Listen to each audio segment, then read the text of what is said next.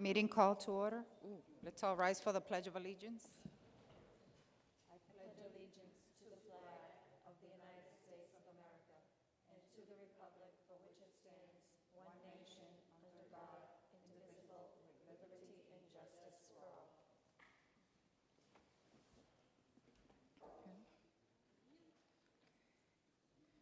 Okay, first item on the agenda, approval of the minutes of the regular meeting of June 6, 2019, and August 22nd, 2019. Do we have a motion to accept the meeting minutes and commend it to the record? We have a second? Okay, no objections? Motion passes. Next, we have some presentations. I'll turn it over to Dr. Burke. Thank you, Madam Chair. And for the school committee members, we have been informed that there's an extra speaker in the room that will be picking up, and that's why it seems like it's louder and clearer, which is wonderful. But I just want to let you know that we do have an extra speaker that they've installed. So, Yep, somewhere. Yes. So the first presentation, I am going to ask the Chelsea Opportunity Principal, Ron Schmidt, to come forward. He is going to actually talk to us tonight about the Appalachian Mountain Club and the Youth Opportunity Program that Chelsea Opportunity Academy is using and implementing and thriving with. So thank you. Great to see you all again. Welcome back to this next school year. We're really excited at the Chelsea Opportunity Academy. Part of our original plan, way back when we were first formulating how our school would work, we had the privilege of seeing schools that had programs that took their students into the wilderness, and the incredible benefits that come from that. Everything from pushing their comfort zones to skills that they would never acquire in a classroom, to really exposure to something that they don't have access to. And well, I think the presentation kind of speaks for itself. And then I have a very short essay written by one of the students who we actually took on a summer adventure. Is there the clicker? Thank you. So you'll see AMC and YOP, AMC, Appalachian Mountain Club, and Youth Opportunity Program. They are people who we have organized with, and I'd like to tell you a little bit about their program. AMC YOP program has been around since 1968. It all started as really a civil rights movement to empower students and equity and access to public lands, something that if you go to public lands and you see the demographic who goes there, people from particular cultures and economic backgrounds really have limited access and exposure to public lands. And so this program, they decided to bring youth into the wilderness, and for the challenge, for the rewards of climbing a mountain, for that unique experience when you take kids to a place where they challenge themselves. And the skill building and transfer is a key part of that. What they bring home to their families, to their schools, and their own life experience is phenomenal. And I will show you something that happened in just a 3-hour hike that we took a couple of young men on over the summer.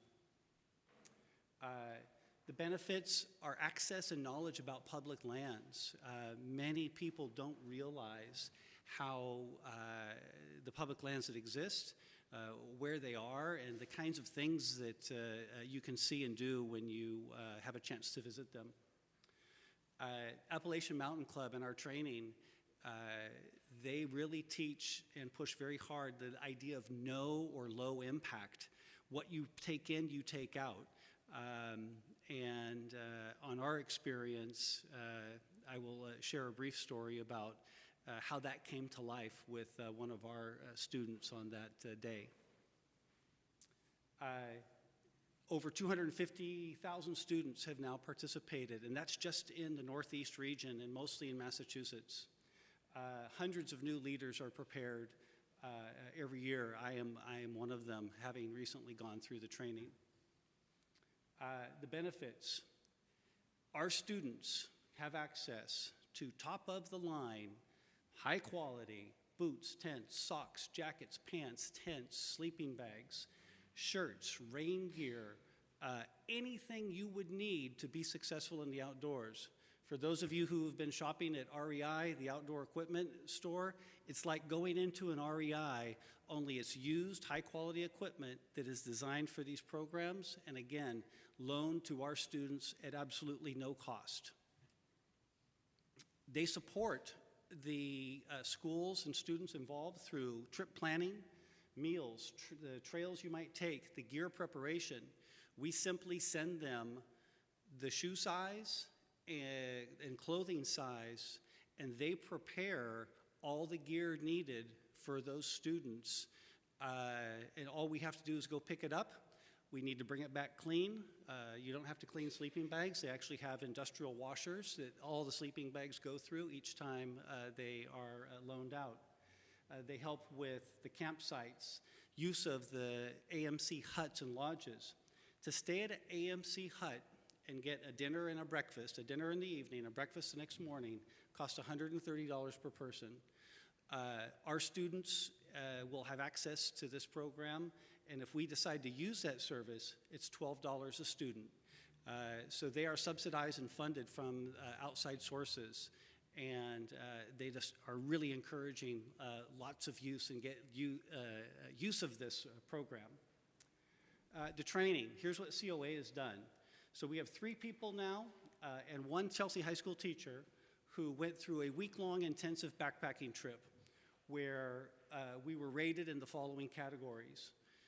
Outdoor leadership, our technical skills, everything from using advanced cooking equipment to tents, to putting tarps up to protect from the weather, trip planning, map interpretation, including how to read a map, topographical lines, how to use a compass, how to use a GPS, menus, cooking, first aid, great activities to do with youth while you're out in the wilderness, and how to interpret weather and protect yourself from weather-type situations that could be dangerous.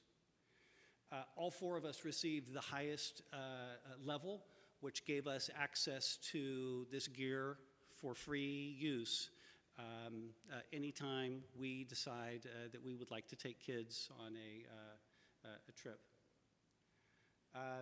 Additionally, our team, we have a fly fishing guide who works with U.S. veterans as a way for dealing with post-traumatic stress and teaching them how to tie flies for fishing and taking them on a fishing trip.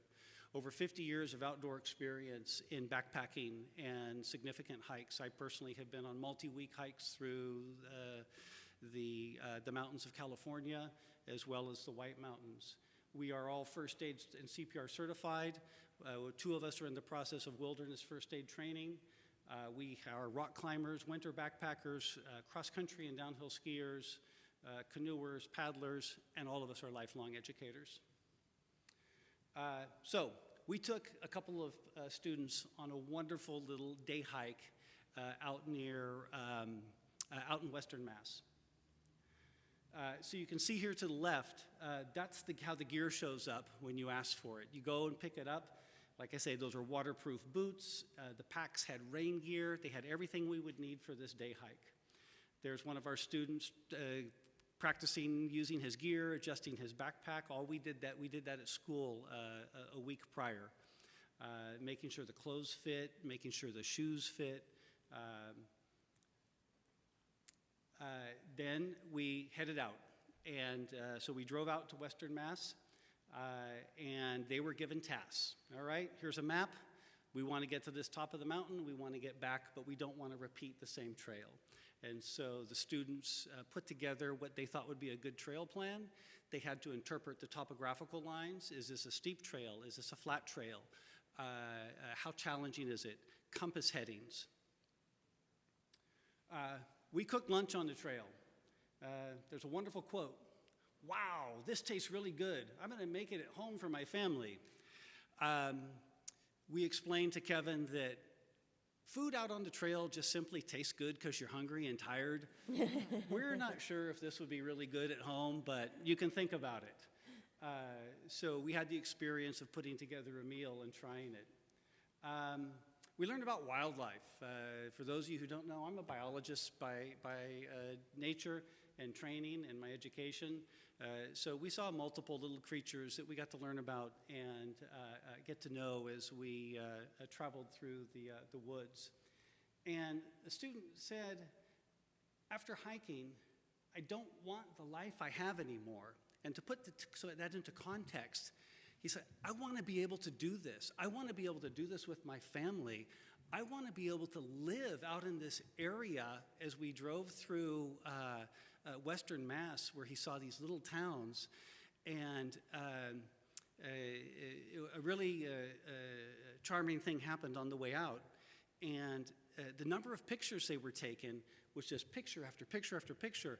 And we were on Route 90, and they were seeing trees and rivers that they hadn't seen in most of their lives, and definitely experience outside of Chelsea. We made it to the top of Mount Norwottuck. We asked Andy, how you doing? He was struggling to get to the mountain. We thought, oh, I'm tired, I'm excited. He said, I feel like a human. So we actually wrote down all the quotes. There's about 10 of them. But I feel like a human. It was incredibly powerful. And I'm going to read what he wrote in our post-debrief. So what's our plan? We want to begin to take small groups on day and overnight trips this fall and again in the spring, and have that be a part of our experience with children. We want to select groups based on who will most benefit. Early on, potential graduates, so they have a chance before they leave us. Student body leaders, and the most needy. And by the most needy, I'm talking about students who are really finding a hard time adapting to our school. Perhaps kids with conflict. We have 2 kids who had connections to rival gangs, and they both talked about how they love fishing. We're actually going to take the 2 of them fishing next week nearby on a Saturday to experience something they both love together. We have 6 tentative trips planned, and I couldn't present to you tonight when and where, in that our student work schedules and life schedules and weather really make that a challenge. So we would be asking for some flexibility in our planning. We just really need to be a week and a half ahead with the YOP organization for equipment, and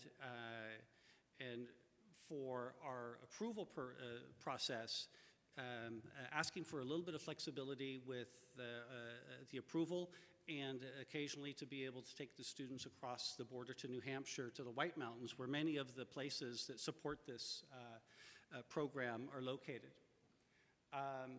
Again, most of the destinations are in Western Mass and in the White Mountains of New Hampshire. And you are all invited to join us.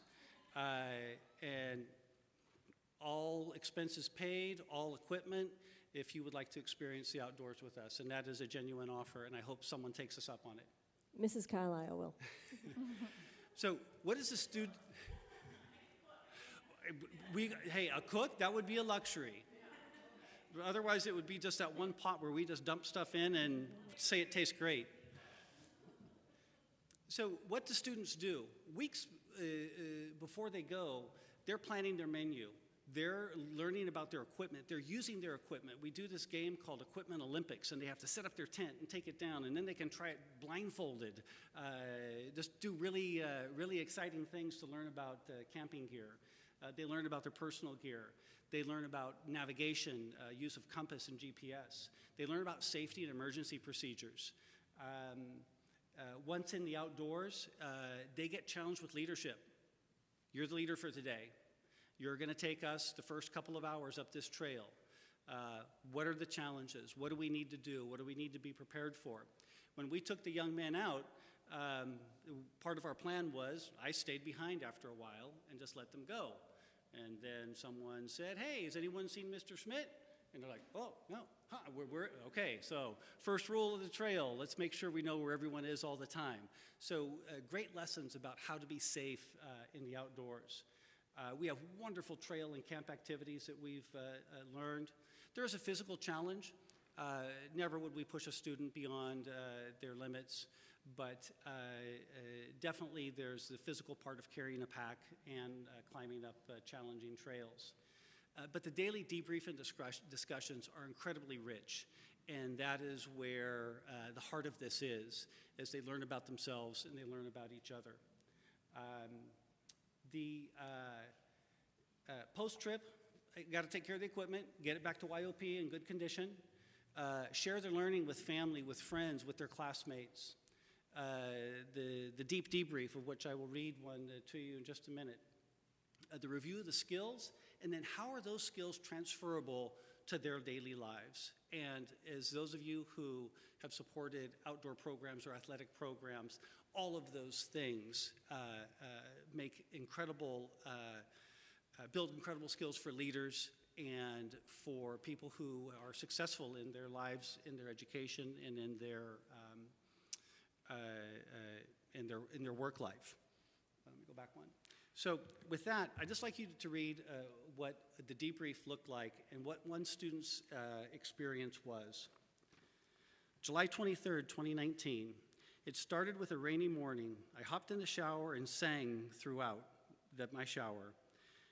As I'm putting my clothes on, I hear the phone ring.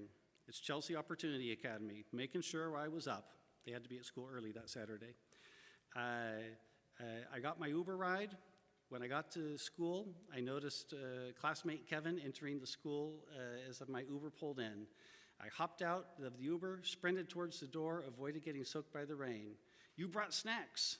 And I gave him some Chip Deluxe cookies and saved the rest for the road. I was told to check Kevin's bag and make sure he had everything. They did checks of each other's equipment just prior to leaving. The only thing we were missing in our backpacks were maps, but these will be given to us later on. As we got into the van to pick up Mr. Schmidt about a mile away from his house, we blasted some music, number 6 collaborations project from Ed Sheeran. The car ride was relaxing. I felt so unbothered. We turned off our phones, we turned in our phones to enjoy the ride, which I thought was going to be torture, but it was great. We finally got to Mr. Schmidt and stopped at the Stowe Diner for breakfast. Breakfast was great for all of us. It had such a homemade taste to it. I felt at home. We got back on the road and started studying our map, trying to figure out where we were going and how we were going to hike to the top of the mountain. Driving by lovely waters and green fields, I munched on kettle corn and decided on what everyone was going to bring on the hike to maintain our stomachs. When we arrived at the site, we started putting on our boots and discussing what we needed to do in case we needed to use the bathroom. I was ready to get started, but we all used the bathroom before we hit the trail. As we started the hike, we talked about the animals we might run into. We ended up seeing some, a sort of a baby lizard thing, I can't quite remember the name of it, and a millipede. I got tired quickly, but I managed to make it halfway before taking a break. The rest of the guys were spraying themselves down with anti-bug spray, and I was just sipping my water. I didn't want bitty bug spray. I wanted a whole experience. Bug bites, cuts, bruises, all of it. We continued our way up with no breaks. I had already drank my 32-ounce water bottle. I had one more left and made sure it would last till we reached the top. The little climbing we had to do was probably the hardest thing we did. It was wet out, but I got it done. I remember asking if I was seeing okay. I thought my eyes were tweaking. I was getting blurry and foggy, but I realized we were in the clouds. That was one of the coolest things I've experienced in my life so far. We were a couple of feet away from the top. I was out of breath, but my group kept cheering me to go on. The more I saw the skyline, the faster I wanted to go. I finally made it. I never thought I would get close to the top, but I did. I felt relieved and happy, but most importantly, I felt human. I did something I never imagined myself doing.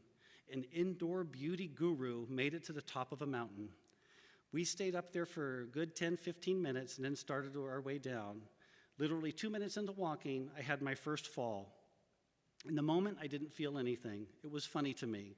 Mr. Schmidt tried to adjust the hiking poles that he let me use for the way down, but that didn't help. Another 2 minutes go by, and boom, I fell again.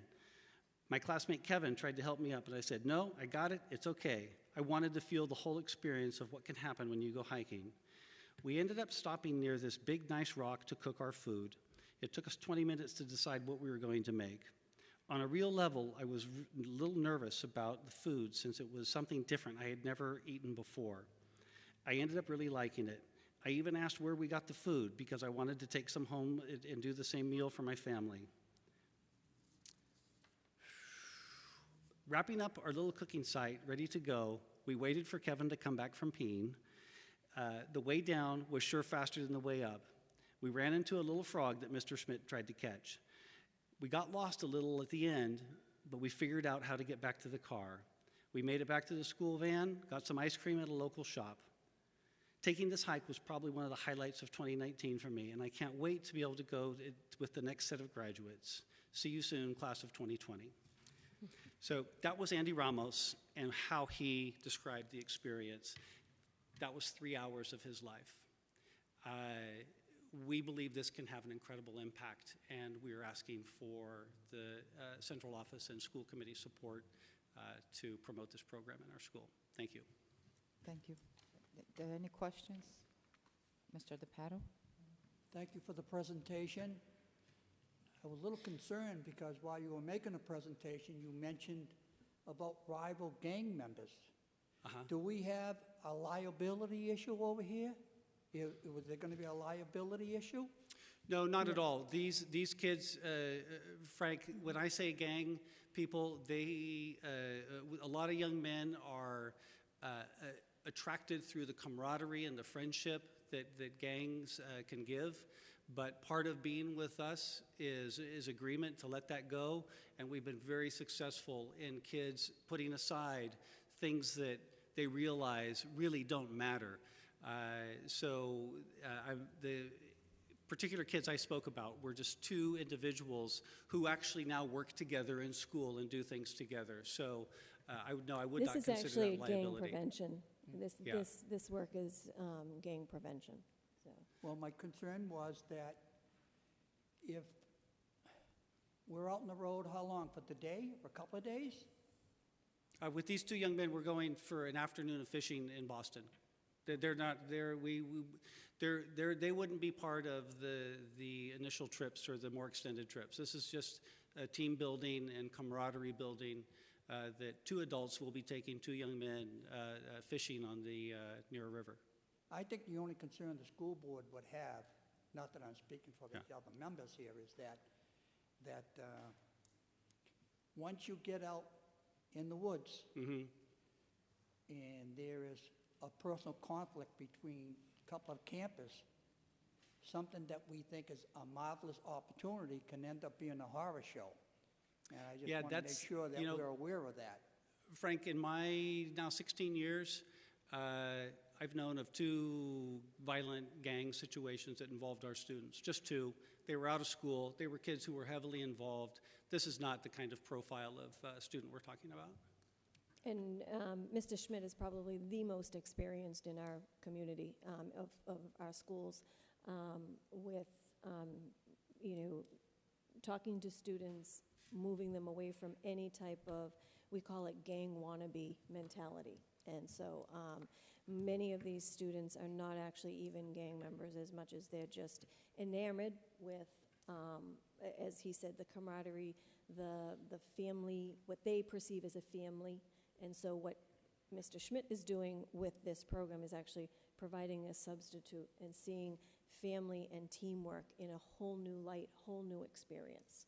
Mary, what you said there, substitute is key because they're coming from places where they didn't have this. And when you substitute something in positive for that, the response is in my experience, they are drawn to it and realize, wow, there's people who do things differently, and I feel safe and supported in this environment.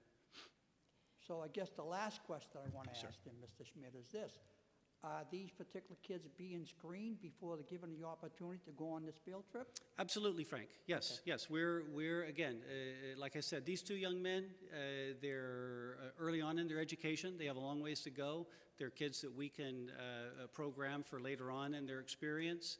The trip that they're scheduled for is a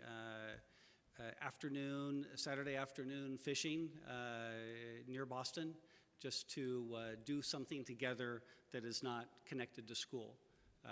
But that's just a local trip, something that we've been planning since we got these two boys together. And again, they actually work together, walk together, talk together, so they've put some things behind them. Thank you. Yeah. Ms. Alfaro? Thank you so much for looking for these great opportunities for our children, especially like the program is Chelsea Opportunity, so I believe this is a great opportunity.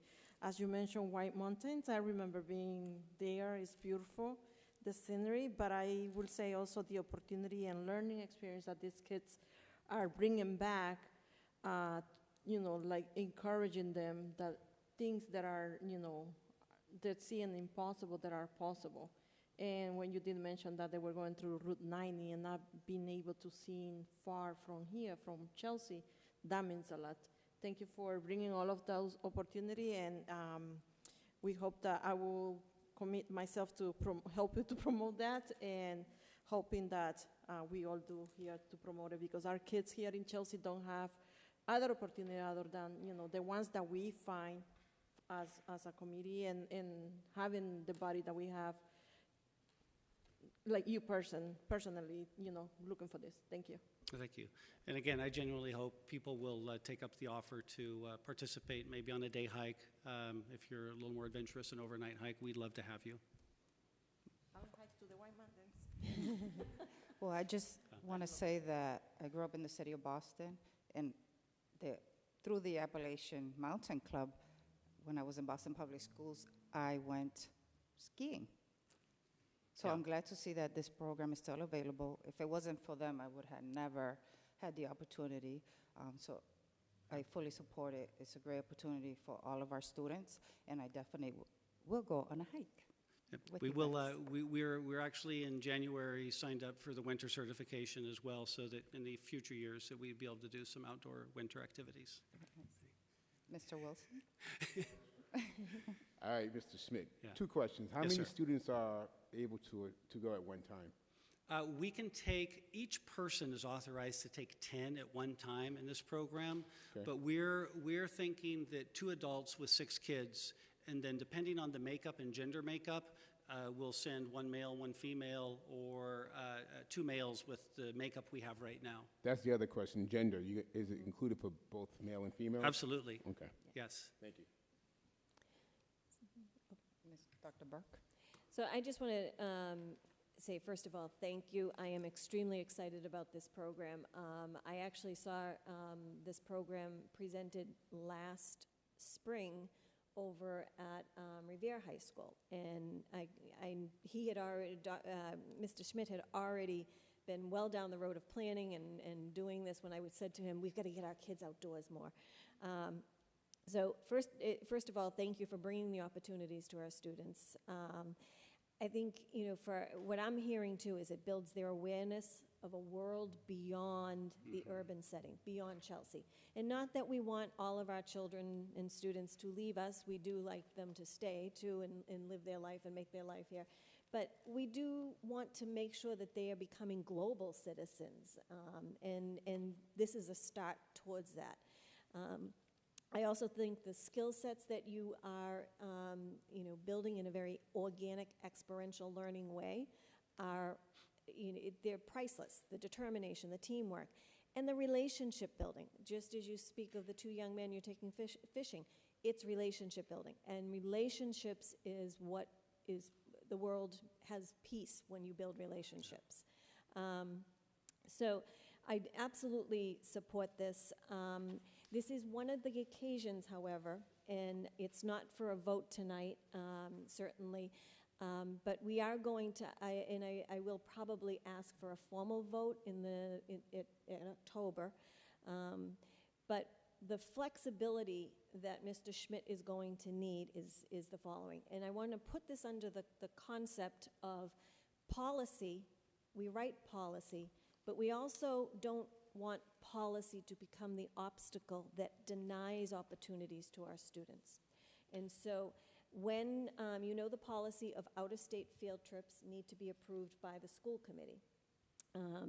In this case, there are times when Mr. Schmidt is going to have to change the date of the field trip approval form, whether it's due to weather, and you listed them on an earlier slide.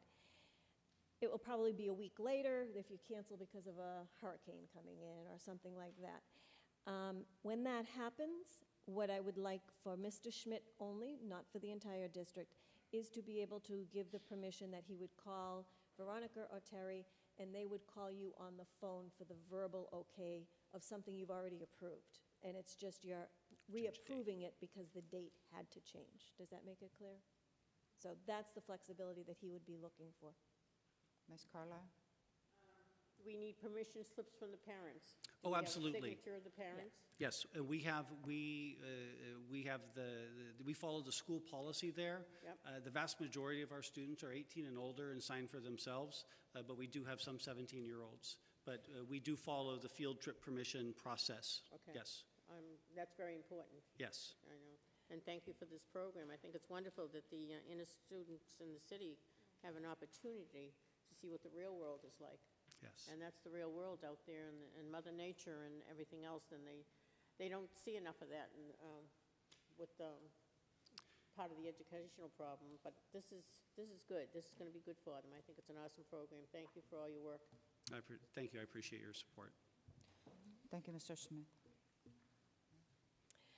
The next presentation, I'd like to call our Human Resources Director, Christine Lee, to come forward.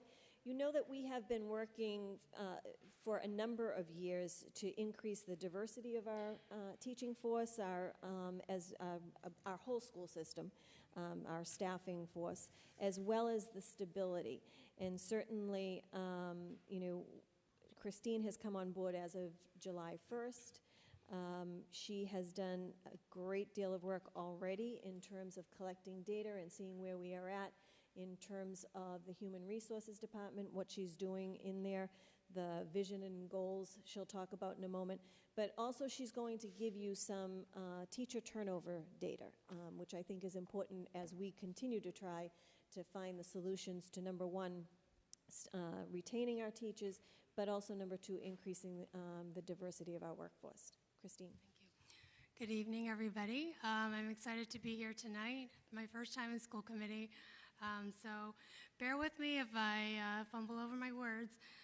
I joined Chelsea Public Schools, as Dr. Burke mentioned, about 2 months ago, and I am already very much loving my time here, and I'm really growing very fond of this community. You have a very special city and community, and I'm very excited to be a small part of the school district and the amazing work that's already happening here. I previously was in Boston Public Schools. I was a staffing manager. I supported all the high school principals around anything related to staffing. So I bring that experience to Chelsea, but also learning a great deal from my colleagues and the team and the work and moving the work forward to help the school district move forward.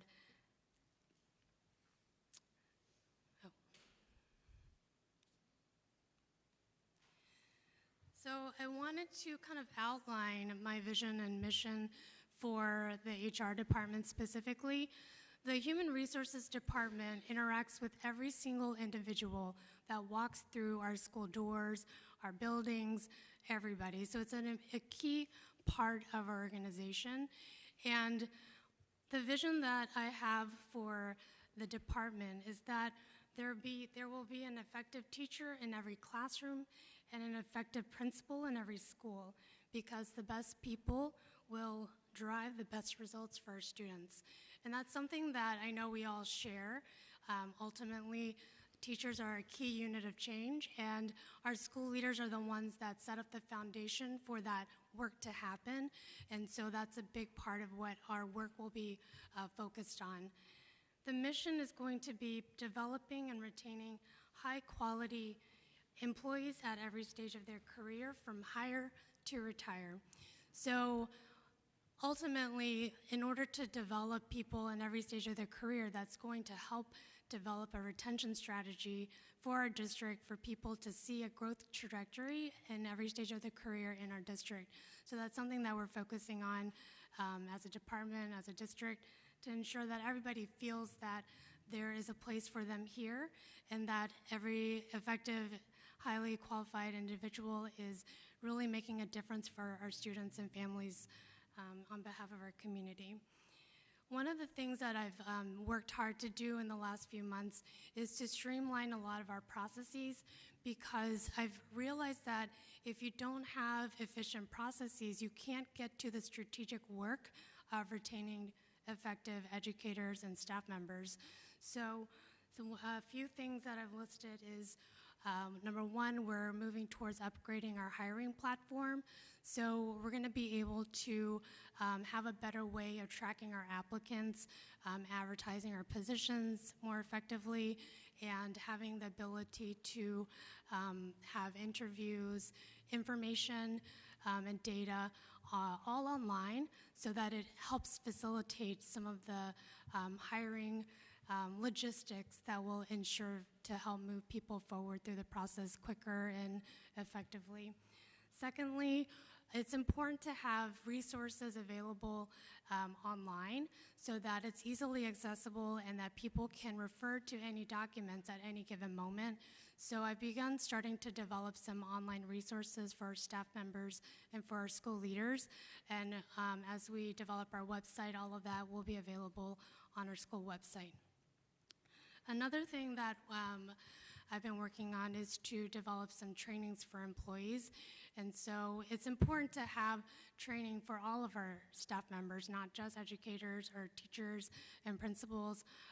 So one of the groups that we've already had a training for with the Business and Administration Office and the payroll team is with our clerical staff.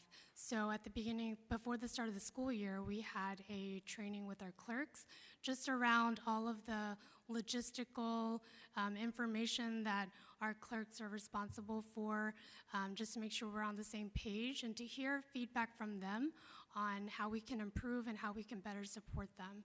So that's something that we've already started to do. Turning to some of the current data around our teacher workforce, I'm excited to let you know about our 43 educators who received permanent status this year. So that means that they have been in the district for 3 years. They've received strong performance evaluations, and they are all licensed. And so it's exciting to know that we have 43 teachers that are now tenured in our district. I also wanted to point out our annual staffing data, which is highlighted in the indicators of success, which I think Sarah will be talking about shortly. The indicator 10 stated that annual staffing data will show improved teacher retention. So you'll see here that since 2015, you all have been tracking some data around teacher retention, as again, we all agree that teachers are a key agent of change in ensuring student success. This year, or this past year, before I arrived in 2018-19, we've seen a decrease in the number of teachers that have left the district in previous years. It's the same number as 2015, but percentage-wise, it's the lowest that it's been, and we definitely want to work hard to continue to bring that number down. If you look at our promotion rate, last year we promoted 3 paraprofessionals to teachers and 3 teachers to administrators and 1 paraprofessional or 1 substitute teacher to a paraprofessional. So some of these data points just reflect some of the trends that we've seen from year to year around teacher retention and thinking about how people are moving through our pipelines.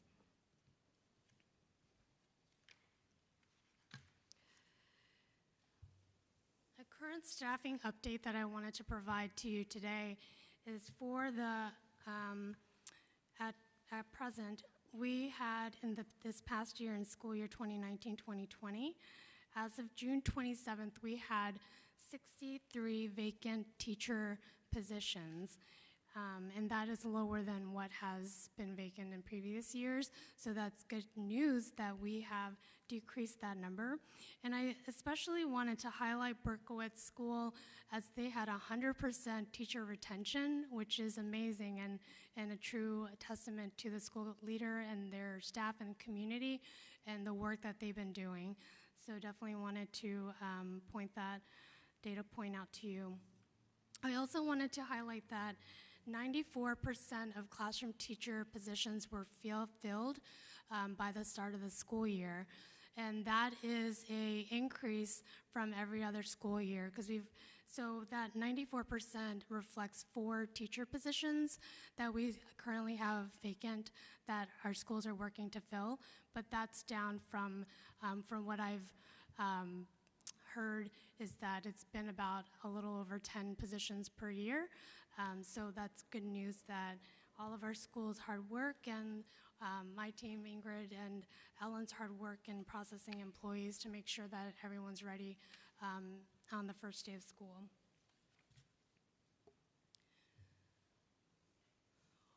One of the things that I've been wanting to really highlight and work on is teacher retention, but a starting point is to understand the data of why people are leaving. And so I was able to administer the first exit survey for teachers as to understand why, what motivations cause them to leave. So we sent this survey to 43 teachers who had left the district voluntarily, and we had 21 teachers respond to our survey, which reflects 44%. Over 60% of our respondents stated that personal reasons were why they left the district. And 20% of the respondents stated that compensation was one of the reasons that might have caused them to stay. So what's interesting about this is that a lot of what I've heard is that why people are leaving, one of the big reasons why people were leaving is because of salaries and so forth. So this is a small sample size, I recognize, but it shows that that compensation isn't the number one indicator of why people are leaving. So that's something to know. While it is something that we do need to address and think through to attract and retain our educators long term. But it does give us some interesting data points to reflect on and build upon as we think about our retention strategies. I wanted to highlight a few quotes that we received from the teacher exit survey. One of the teachers indicated, "I love my instructional coach and the experiences I had being coached in a PLC, or a professional learning community. I think it was transformational to my practice." It just highlights the coaching and the support that the teachers are receiving in Chelsea Public Schools. Another quote, "I have loved my 12 years working in Chelsea and am sad to leave such a warm and welcoming community." So this educator sadly left us, but really loved this person's time in the district.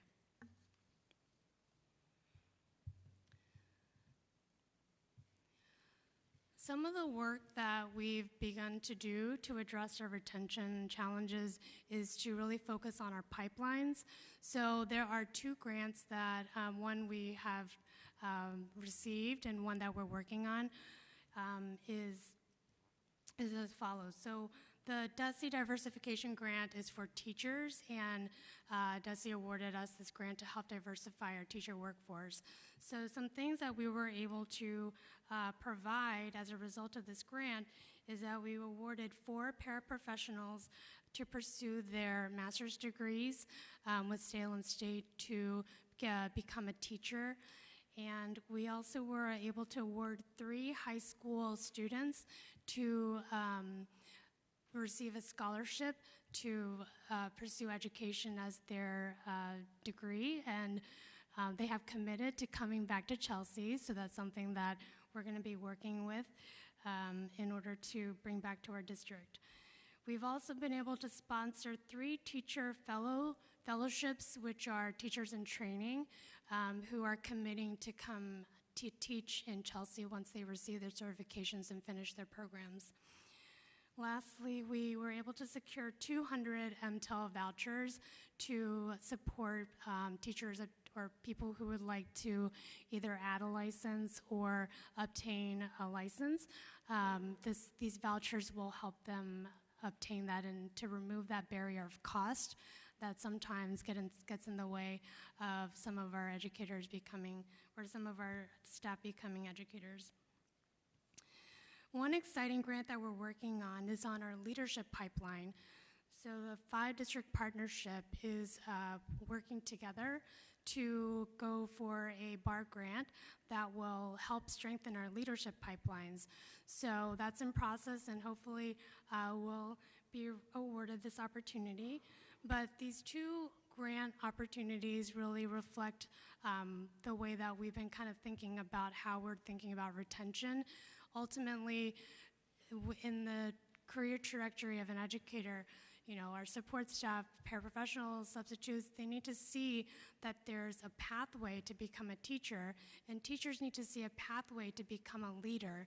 And so this whole continuum is something that we'll be focusing on developing to ensure that at every stage of an educator's career that they see a path forward.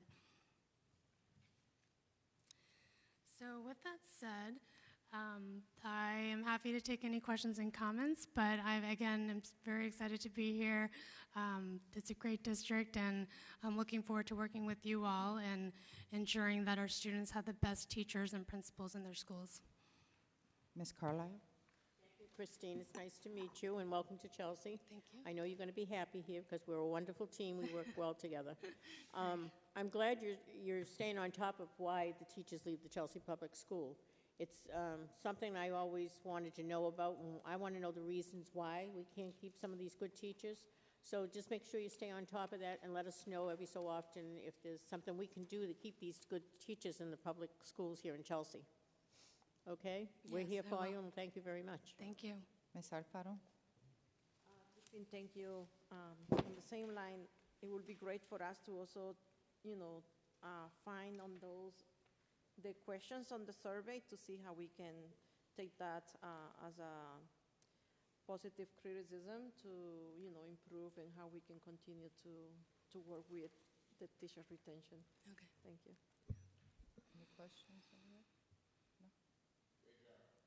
Oh, thank you. Ms. Santiago? As well for your presentation. So I know you shared, we met before at the Yeah, I think the ELC event, but you shared that you started on July 1st, right? Yes. Is that right? So has this been like sort of part of your focused work and making some proposed ideas and some ways to sort of help the HR part of our schools? Because that's pretty impressive to, I'm looking specifically, and the reason why I asked about the date, it says here that 63 vacant teacher positions as of June 27th, and then by August 26th, 94% were filled. Yes. And you started on July 1st. Yes, but I mean, I don't want to take all the credit. I mean, That's there was a lot of really work fast. that Very had been done from the team, and so it was a team effort, truly. But definitely towards the finish line, there was a big push to get all of our teachers in, and I can't really thank Ellen and Ingrid enough for how hard they worked to process everybody so that they have email access. We're on payroll on time. Everyone received their paychecks that were supposed to receive one. Maria and payroll being responsible for that. So it was truly a team effort. Great work. That's amazing. That's a lot to do in a short amount of time. So that was pretty great to see. Boston's loss is our gain. Definitely our gain. Definitely our gain. And then the last thing I wanted to just commend you all on is implementing the surveys, as a way to sort of get an understanding of how to improve overall teacher retention. So that was also really awesome to see. So thank you. Thank you. And I just wanted to add that sometimes the pay, we can't, but I think the incentives for the scholarships, the vouchers for the MTELs, I think that's a big help for the teachers. And that just shows more support on our part, so I think that's a great idea that we're doing that. Thank you. Any other questions? No? Okay, thank you, and welcome. Thank you, you. Christine.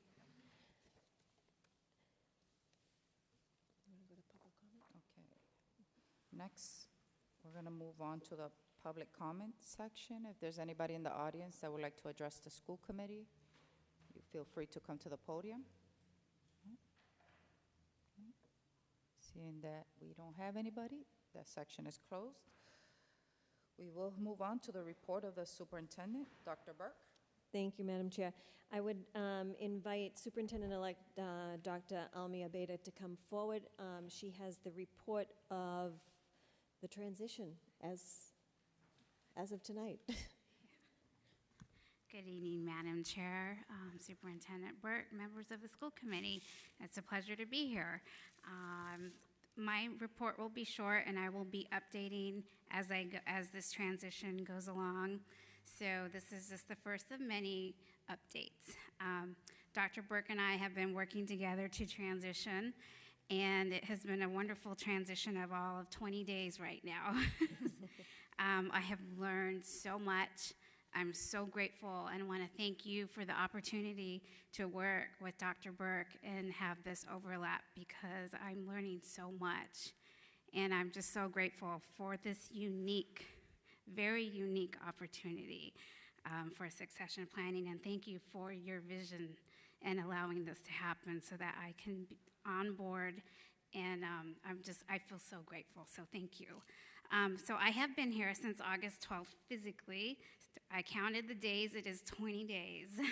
So I have spoken and had one-on-ones with many people so far. But I haven't really presented my entry plan to you, which I plan on doing during our retreat. I'll give you an actual copy of the entry plan, which I did present a draft while I was interviewing. So you'll see a final draft during our retreat.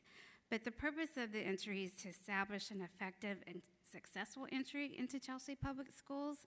And the objectives of my entry work are the following: to build trust, relationships, and to assess Chelsea Public Schools' strengths and weaknesses, and to collaboratively create a plan for improving teaching and learning, and really to continue the great work that is already here.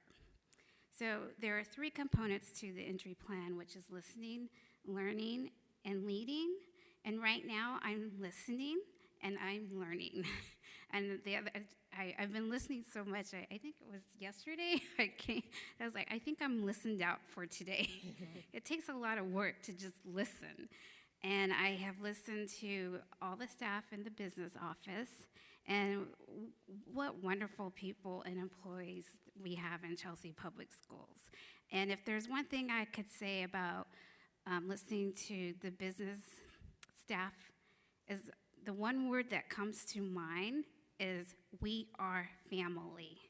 And that's what I heard from every single person.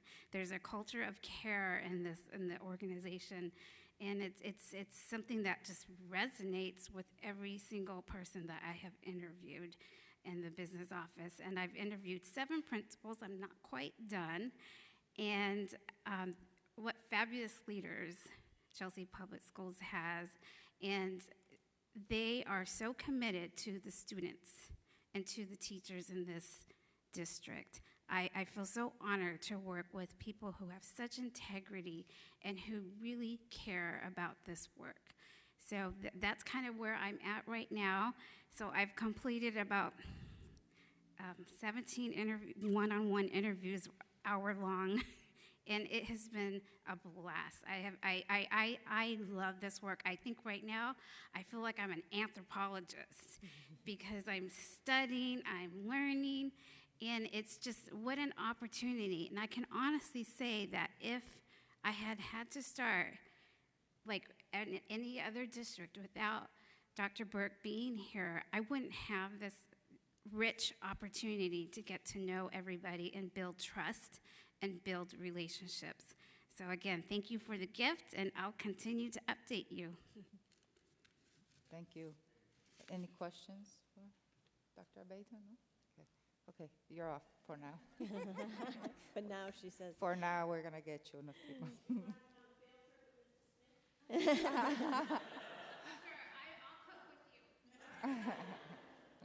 Thank you. Madam Chair, I would like Assistant Superintendent Sarah Kent to come forward with the report on student achievement.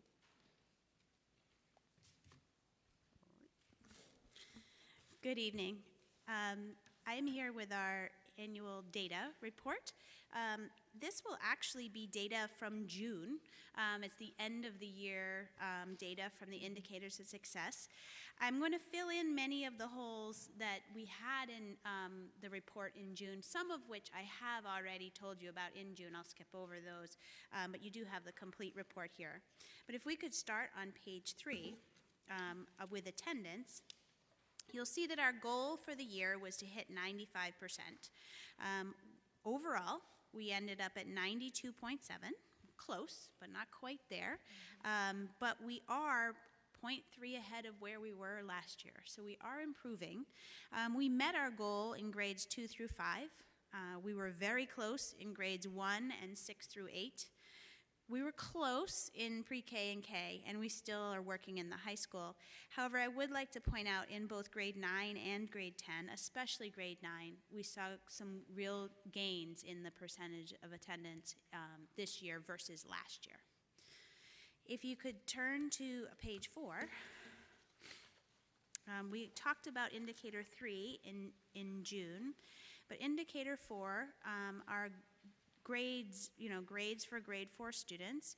We did hit our goal in science with 85.7 with a goal of 85, and we increased from last year in all of the subjects.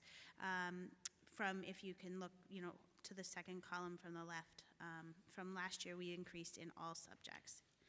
On page 5, looking at 8th grade, we came close in ELA to our goal of 85%.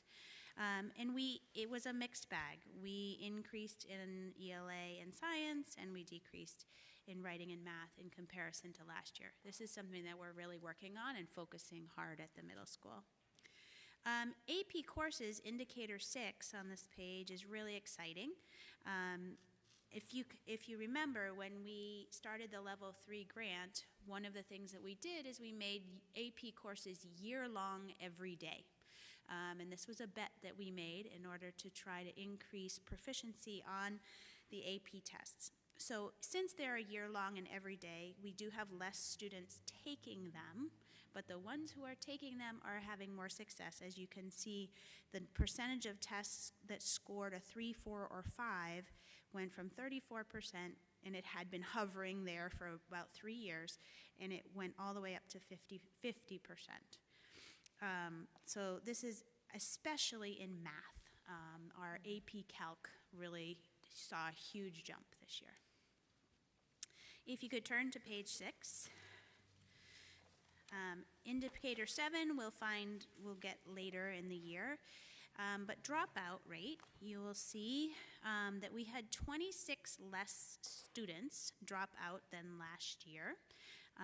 But that also plays out to about 1% drop in the dropout rate. We're still above where we want to be, but we made half of our goal. We dropped by 1% instead of the 2 we were hoping for. And when you break down who that is, you'll see that in our regular education students, which is our largest population, we dropped almost the 2%. We were at 1.96. Students with disabilities dropped slightly, but we still struggle with our English language learners, both our regular English language learners and especially our dually identified. You will notice that that is the smallest group. We only had 32 students, but with 12 of them dropping out, that's a large percentage. If you can, this is also an indicator that's newly tracked this year per your request, so I don't have anything to compare it to last year. If you look at page 7, there's some detail on those dropouts. In the month of June, 8 students withdrew, and you can see that unusually, most of them were from grade 9, which we don't see very often. When you look at the plans of the college, of the class of 2019, you'll see that the percentage of kids that are planning to attend a 2-year or 4-year college increased 12% back to the levels it was back in 2016 and 17. That sort of evened out. Directly into the workforce, the military, gap years, and trade schools remained pretty stable, and we did see a slight drop in entering certificate programs. On page 8, this is the data that Christine shared with you on indicator 10 around staff retention, and as she mentioned, we've seen quite a drop in the percentage of teachers who left CPS. And we had about half as many promotions as last year. On page 9, our mobility, this is interesting. Actually, our overall mobility rate last year was 24%. That plays out as, we can see in the bottom, we had 760 kids move in, and about 709 move out. We gained more than we lost at the ELC and the elementary. We were about equal at the middle school, but we had more students move out at the high school, as we know from our enrollment. But 24% is actually the highest churn rate that we have seen since 2009. And just a reminder, that means like 1 out of 4 students. I mean, that's a big churn rate. And then finally, on page 10, we have the Chelsea High School failing grades. So this is exciting. As you can see, the 9th graders had a 22%, almost 23% drop from last year's final grades.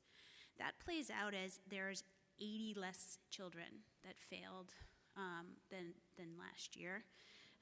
The biggest drop was in kids failing 2 grades, 2 classes. That saw the largest decrease. And then in the 10th grade, we also had 9% drop over last year, which is wonderful. Finally, at the very bottom of page 10, our retention rates, both 9th grade and 10th grade. As you can imagine, if they're not failing as much, they're not retained as much. So the 9th grade retention rate dropped about 3.5%, and the 10th grade about 4%. I do have one other data point for you today, which is separate, on a separate page. This is our annual graduation rate. So this is different than what DESE reports, in that DESE has a 4-year or 5-year graduation rate. This is a 1-year graduation rate. So this is students who started with us on August 26th last year and got to graduation, so our senior class. And you can see at the bottom that 98.7% of kids that started with us in August made it to graduation. We had more kids receiving a full diploma. We had about half as many receiving a certificate of attainment as the previous year, less receiving a certificate of attendance. And the first year that we've had 0 seniors passing MCAS but not meeting local requirements. We had 0 of those, and that's the first time we've ever done that, so that's something to be proud of. As you can see, this data is very stable from 2017 through 19. I mean, there's slight variations, but when you're dealing with so few kids, that's what happens. Are there any questions? Ms. Carlisle? Dropout. I know. Because when the people at home are listening to us and saying, why are these kids dropping out of school? I want them to know they're not dropping out of school. There's many reasons why they're leaving the Chelsea Public Schools. And some of them are moving back home to their country. Some of them are moving and going to different cities. It's not a dropout rate to me. A dropout rate is when a kid feels and he's dropping out of the classes and he can't make it. Yep. So I wish there was some way of letting the public know that we don't have a high dropout rate. It's just people leaving the city of Chelsea and going to other schools or other communities, so. The term dropout is a legal term in Mass General laws and with DESE. So we use that term to describe. I know that. I absolutely agree that many times our students leaving, they don't tell us where they're going, and when it's a student who leaves and goes outside the state, then it becomes a dropout. If they leave and they go to another community in Chelsea, the SACID number will actually pop up from DESE, and DESE will not count it as a dropout. But out of state, out of country, it does get counted as a dropout. But that doesn't also explain all of the students choosing to drop out. Certainly, we absolutely do our best. We try to have many different programs and pathways and opportunities for our students to be able to meet their needs, whether or not they're working, et cetera. That's one of the reasons we opened up Chelsea Opportunity Academy, to really intervene and support our students. I will say that we always deeply believe one student dropping out is one student too many. And so our job, and we're committed to that, is making sure that every student is on a success path for life. Mr. DePato? Yes, so if you can look at page 3. Sure. Attendance. Our 9th and 10th grade class retention is like 20%. But then we go down to our juniors, which is less than the freshmen and sophomores classes. And then our seniors get bumped up again to 86.9. So it's a stupid question I'm going to ask, but I'm going to ask it anyways. Are we doing everything in our power to see if we can get a better attendance at Chelsea High School? Because all the other numbers are fantastic until they hit the 9th grade at Chelsea High School. They're 5 points lower than all the other grades. So this is Yes. attendance, not, you mentioned retention, that this is But the attendance. Yeah. retention of the freshmen and sophomores Right. compared to the percentage rate of juniors and seniors is actually lower. In terms of the other page? Yeah. Okay. So So the it- question I want to ask, are we doing everything in our power to see if we can get these kids to have a higher attendance rate at Chelsea High School? Yes. I knew We that are. was, I I knew mean, that was the answer. To be honest, one of the things that the Chelsea High School principal has been working hard on is attendance, and he's been working on having text messages instead of phone calls, and we also have our attendance officer working really hard and trying to get him some help, and we're calling, we're doing the best we can. We're also making visits. It sticks out like a sore thumb. It's 5% lower than Yep. the general attendance rate throughout the Yep. Chelsea schools. Yep. Thank you. I will say the new initiative that they began this year is when students are not showing up even for a class, the parent gets a text message. So, Thank you. Ms. Alfaro? Sarah, just a question on the MCAS appeal Yes. submitted to the commissioner for review. Is that due to the new MCAS that they place, or why is it that we are appealing? Just wanted to know in Sure. case how we can support our students. Most of these MCAS appeals actually were legacy tests, not the new test, and that they were taking retests. And right now, you're right, we're in that transition between tests, and it's messy. But the students here would have taken the legacy test and then taken retests that were legacy as well. So it's mostly about, it's an appeal saying we've met all the requirements of our school, we're trying, we want to graduate, what can we do? so DESE does allow, if a student takes the MCAS 4 times and they haven't, 3 times, thank you, 3 times and they haven't passed, but they're within a band that is very close, that you can, and Mr. Schmidt is like the expert on the appeals process with DESE. He trains everybody.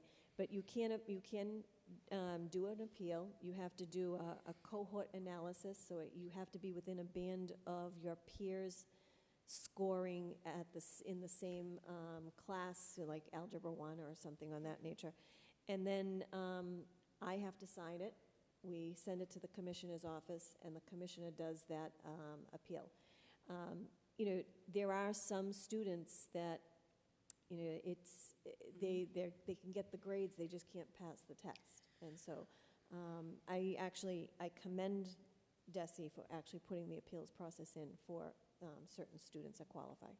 Yeah, that's the reason I asked, because and see how we can find other ways to support our students, because I know there is some of, like myself, when I first came, I know it was sort of different, and we have a lot of new arriving students that I know they will need support, and I commend all of this support that that you all get to our students, and just finding a way how we can continue to support them, because all of the transition on the new MCAS, that is, I forgot the name of the new one now.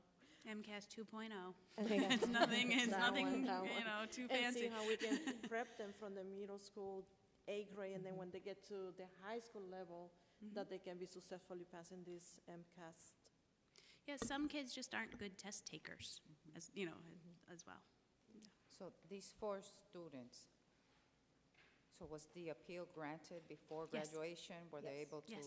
And then graduate, yeah. Okay. Yeah, we submit the appeals 1 to 2 weeks ahead, so.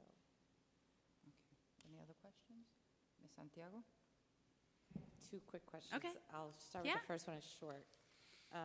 Page 7, when you talked about, it was really great to see an increase in the students' overall plans and, wanting to attend college. That, 72% up, from last year. My question on that was how does the school assess this? Is this assessed like from a freshman when they're entering high school, or is this something that's done in the middle of the school year? Like, just curious, me to do it? interested. So it is actually, it's a survey given by the guidance department. It's usually done probably within the last month of school. All of the seniors sit down and have to fill out these questions where, what schools were you accepted to?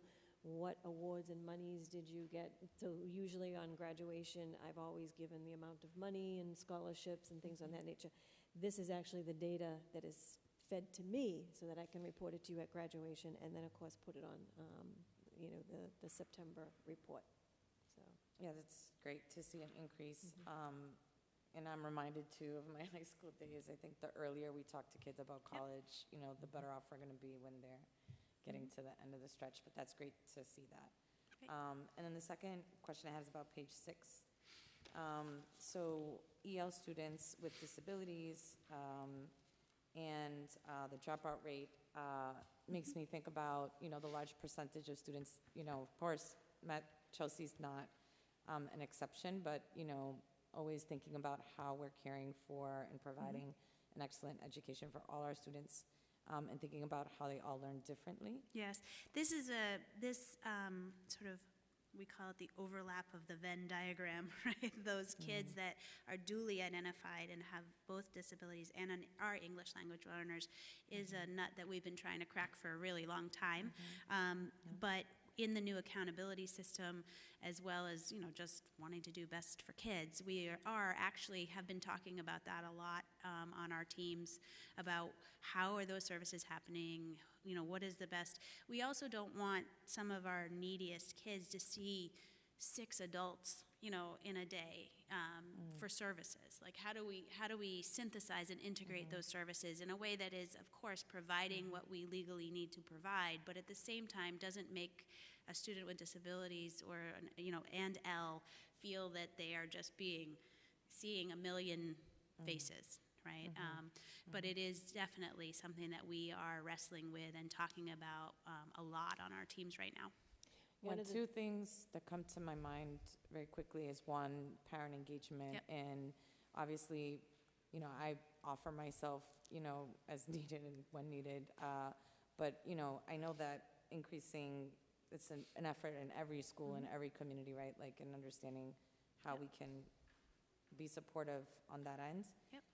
And, I know that there's a parent organizing group in Chelsea. Yes. I don't know if that includes. We have both an LPAC and a CPAC. So we have a CPAC, I'm aware of. Yep, yes. and there's also an LPAC. It's new in that it started last year, but there's Fantastic. also an LPAC that meets. What does that acronym stand for? English Learners Parent Advisory Commission. Amazing. Council. Amazing. Yes. Amazing.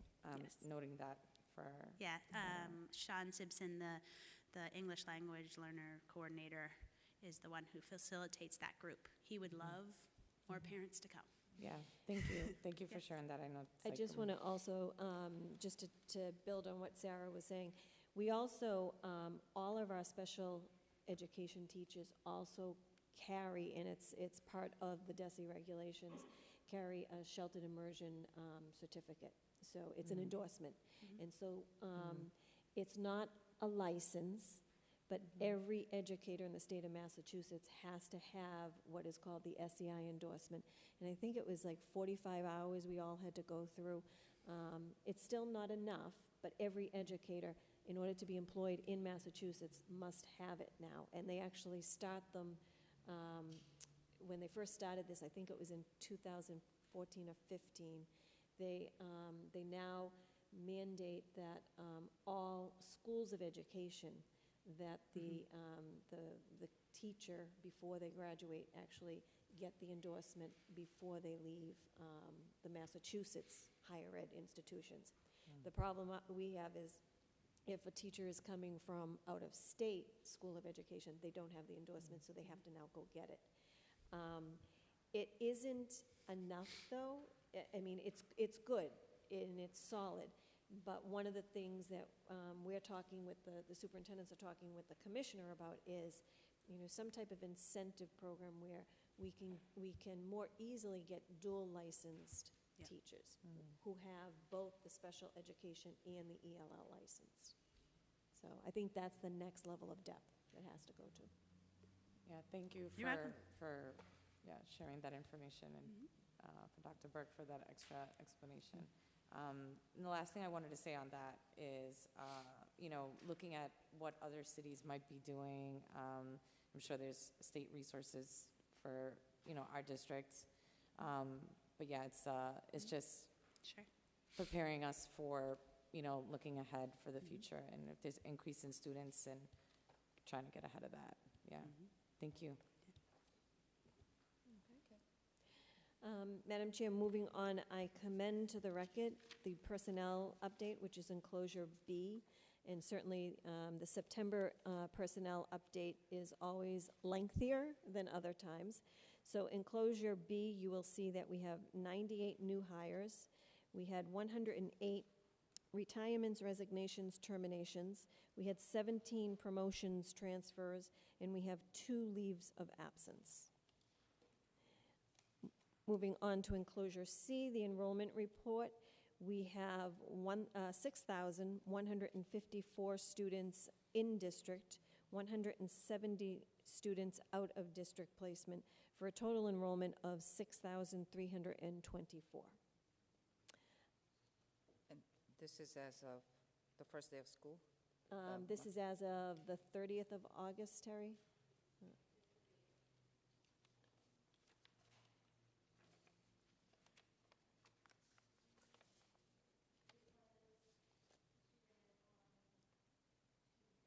Tuesday, whatever Tuesday was. I've lost track this week. I just want to call to your attention that everyone received their annual copy of the Massachusetts General Laws. I suggest you put last year's edition in the recycling, and that you have this one. I also would like to mention a few updates. At 2 weeks ago, when we met as a school committee and we asked you to endorse the supplemental budget that we received from the governor, I mentioned to you that we were still waiting for the pothole amount. And so Tuesday night, we received an email from DESI. We did receive our pothole. I told you that we anticipated it would be about the same amount as we got last year. We actually got a little bit more. So last year it was $296,000. This year, we're receiving $336,841. So we will be bringing this, Monica will be bringing it to the Budget and Finance Subcommittee, and then we will move it forward to the October meeting, and we'll have to still move it forward and through the city council the month of October. So I just want to give you a heads up on that. We're actually, we're encouraged. Again, this pothole is due to the advocacy on the low income and the accurate count. At the same time, it's still not accurate, so we continue to advocate. I also want to mention, thank you for those of you that were able to attend the convocation. It was definitely a wonderful, wonderful morning, and you see that you are receiving from my office the quotes, the weekly quotes, and it's actually wonderful to see what quotes resonate with people, and so it's a fun activity.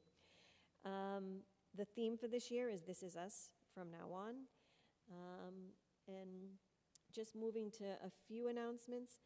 A reminder, Saturday, September 12th is the Chelsea High School School Site Council meeting at 5:15. Saturday, September 14th, school committee retreat at the Clark Avenue School. Breakfast is served at 8 a.m.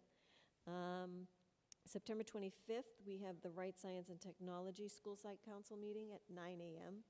And then September 26th is Chelsea High School Family Night, Parent-Teacher Conferences at 5 p.m. And September 26th, the Berkowitz Open House at 5 p.m. And October 3rd, we're back here for a school committee meeting. Madam Chair, that concludes my report. Thank you, Dr. Burke. Moving along to committee reports. So we have the Budget and Finance and Closure D.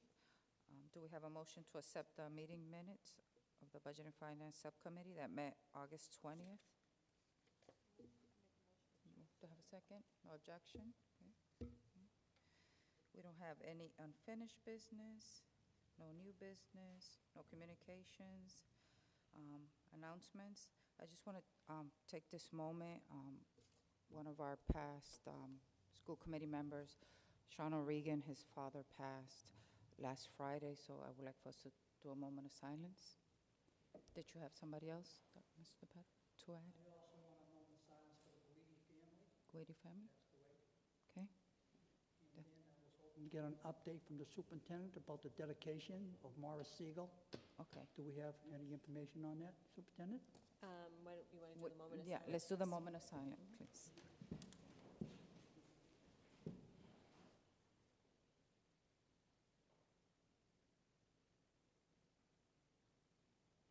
Thank you. Dr. Burke? Yep. So I have been in communication via email with Jay Siegel of the family. We have run into some glitches with the timing of this. We did actually originally our date was tentatively for August 20th. We've had some difficulty in terms of getting the signage completed and actually through various offices. So at this time, we think maybe it might be an early November date, but I will need to get back to you because I'm waiting for the architects to get back. I think the last time, it just popped in, the last email from HMFH was that the current lettering needs to be removed because it won't hold the weight, and so they have to remove it, redo it, and put it back up, which is going to be a slight increase in the cost, and I believe Monica's department is going to have to go out to bid. So the fact that it goes up in price and now has to go out to bid is going to delay it even further. Okay. Ms. Santiago? To just for the families and the parents who have been involved, I know that the public schools typically has done a great job about managing space for different teams in the city of Chelsea, in the various leagues. And I just want to, acknowledge the city of Chelsea, the community leaders that are running those leagues for the advocacy and for making sure that, all our kids have space. I understand that a lot of folks were involved in trying to make sure that this Sunday's game specifically, that they could have some space and have a game. And so I'm deeply grateful to all of the people that were involved in trying to make that happen. And it's just something that I think we have to continue to keep an eye out so that our kids Chelsea have the space to play. And so just wanted to thank people who were involved and also for those that made that happen. So, yeah, thank you. Do we have a motion to adjourn the meeting? No objections? Meeting adjourned.